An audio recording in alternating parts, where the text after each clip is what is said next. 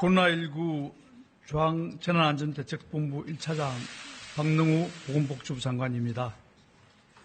6월 12일 0시 기준 신규 확진 환자는 56명으로 지역사회 확진자는 43명이며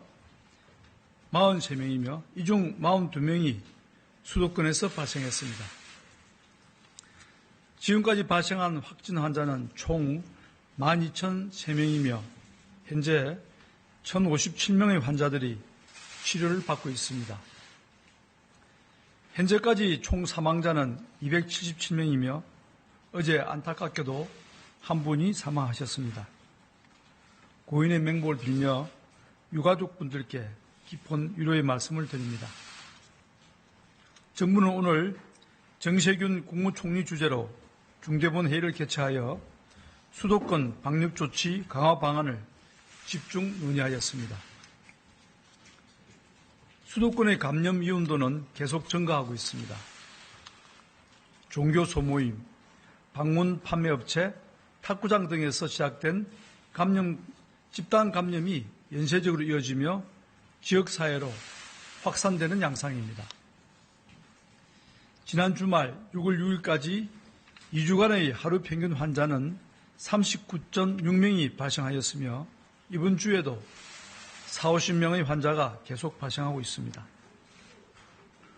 5월 29일부터 어제까지 최근 2주간 국내 발생 환자 중 96.4%가 수도권에서 발생하여 환자 발생은 수도권에 집중되는 경향입니다. 특히 집단 발병 사례의 첫 환자가 밝혀졌을 때는 이미 3, 4차 전파가 완료될 만큼 확산 속도도 빠릅니다. 관리 중인 고위험 시설의 집단 감염은 줄고 있으나 행정력이 미치기 어렵고 방역 관리가 취약한 시설이나 소모임을 따라 연쇄적으로 감염이 확산되고 있습니다. 정부는 2주 전인 지난 5월 29일 수도권의 유행 증가를 차단하고 학생들이 안전하게 등교할 수 있도록 수도권의 방역 관리를 강화하는 조치를 시행한 바 있습니다. 노래 연습장, 유흥주점 등 고위험 시설 8종에 대해 집합을 제한하거나 운영을 중단시키고 전자출입명부 도입을 의무화하였습니다. 수도권에 소재한 8,000여 개의 공공시설의 운영을 중단하고 시급하지 않은 공공행사는 연기하였습니다. 관계부처와 지자체 합동으로 취약한 사업장과 영업소의 방역 상황을 매일 점검하고 수도권 주민들에게도 모임이나 약속 등을 취소하고 다중이용시설 이용을 자제해 줄 것을 당부드렸습니다.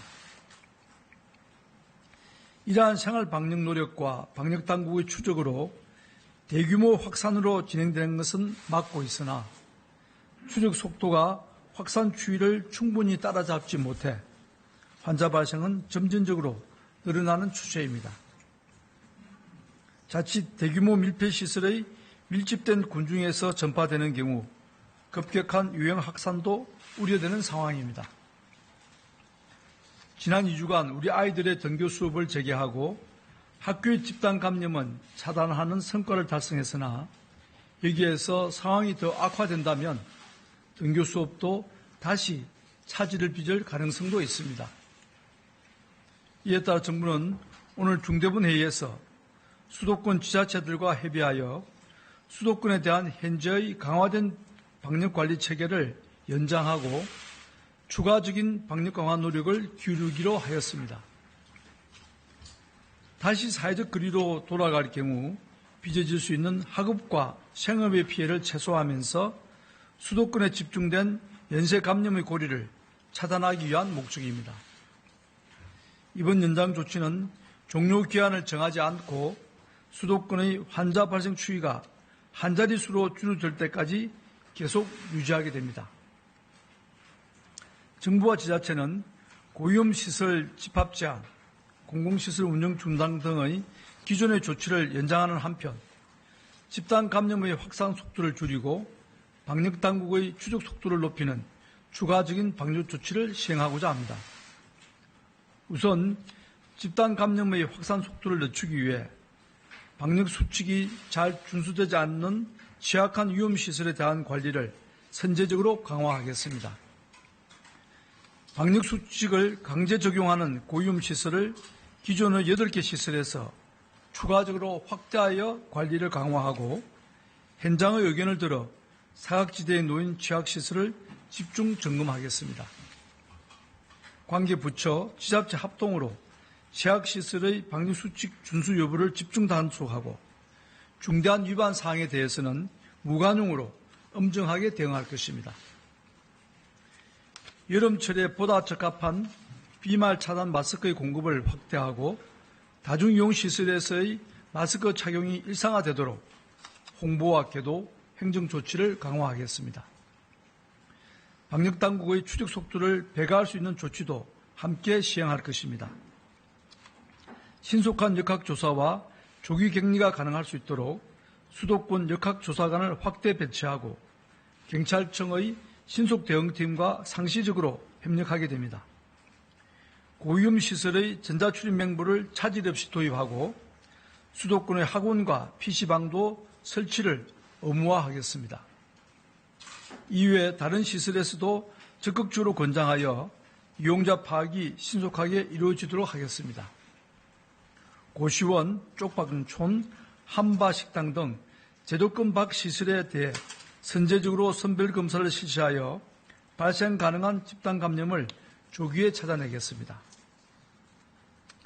수도권의 치료체계도 선제적으로 준비하겠습니다. 공동 병상 대응 체계 계획을 조기에 확정하고 지자체 생활치료센터 위에의 국가 지정 공동생활치료센터도 미리 신설하고 운영하도록 하겠습니다. 날씨가 더워짐에 따라 필요가 커지고 있는 의료진에 대한 대책도 강화하겠습니다. 정부는 여름철 선별진료소 운영 방안을 수립하고 에어컨 설치비를 지원하기로 하였습니다. 현장의 업무 부담을 고려하여 중앙 창원에서 의료 인력을 파견하고 냉방조끼 도입도 추진하겠습니다. 선별진료소에 근무하는 의료진께서는 전신방호복보다는 수술용 가운을 포함한 4종 보호구를 착용하시기를 권장합니다. 이것은 WHO와 미국 CDC에서도 공인된 상황입니다. 정부는 여름철을 맞아 가중되는 우리 의료진의 필요를 줄일 수 있도록 현장의 의견을 청취하며 적극적으로 검토하여 개선해 나가겠습니다. 무더위에서도 묵묵히 현장에서 수고하고 계신 모든 의료진 여러분들께 진심으로 감사를 드립니다. 수도권의 주민들께도 당부드립니다. 우리는 지금 중대한 기로에 서 있습니다. 힘들고 불편하시더라도 경각심을 가지고 생활 속 방역관리에 만전을 기해 주시기 바랍니다. 시민들이 가장 기본적이고 중요한 방역 주체입니다. 수도권의 방역 관리를 강화하고 있음에도 시민들의 이동량은 크게 줄어들고 있지 않습니다. 지난 2주간의 주말 이동량은 이전 주말과 비교했을 때 약 96% 수준으로 거의 변화가 없었습니다. 지금 이 시기에 집단 감염의 연쇄고리를 끊어내지 못한다면 우리 사회는 더 큰 고통과 인내의 시간을 맞이하게 될 것입니다. 국민들의 일상은 다시 움츠러들 것이며 경제활동 위축에 따라 많은 서민층의 생활이 어려워지고 우리 아이들이 학업의 차질을 빚고 학창시절의 즐거움을 누리지 못하는 상황을 각오해야 합니다. 시급하지 않은 약속이나 모임, 외출은 최대한 자제해 주시기 바랍니다. 특히 고령자나 기저질환자는 사람들이 많이 모이는 시설의 이용을 조심해야 합니다. 사업장과 다중이용시설, 소모임 등 모든 생활공간의 운영자와 이용자에 대해서도 당부드립니다. 방역관리가 철저한 경우 감염 전파가 최소화되고 방심하고 취약한 곳에서는 집단 감염이 발생한다는 것은 이제 누구나 알고 계신 상식이 되었습니다.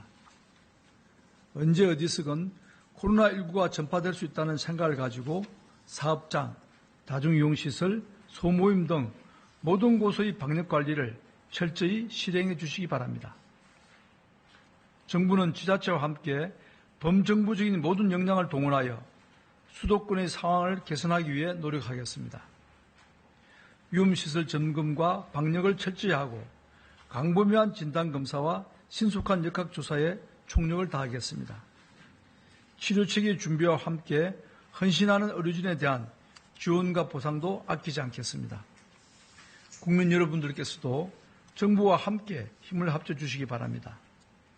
각자가 책임감을 가지고 방역 주체로서 코로나19의 차단에 힘을 합쳐주신다면 우리는 분명히 안정적인 상황을 만들 수 있을 것입니다. 감사합니다.